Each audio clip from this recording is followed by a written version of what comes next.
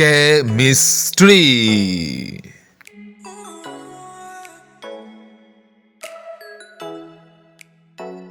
Chlorine sodium এর সাথে বিক্রিয়া করে NaCl গঠন করলেও ম্যাগনেসিয়াম এর সাথে বিক্রিয়া করে MgCl এর পরিবর্তে MgCl2 গঠন করে কেন?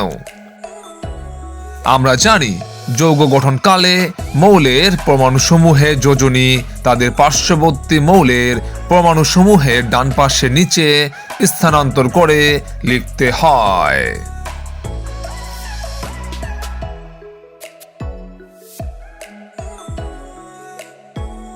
সোডিয়াম এর যোজনী 1 এবং ক্লোরিন এর যোজনীও 1, তাই যোজনী স্থানান্তর করে লিখলে হয় Na1Cl1। যেহেতু সোডিয়াম ও ক্লোরিন দুটোরই যোজনী একই এবং 1, সেহেতু দুটি মৌলের ডান পাশে নিচে যোজনী লেখার প্রয়োজন হয় না, তাই NaCl লিখতে হয়।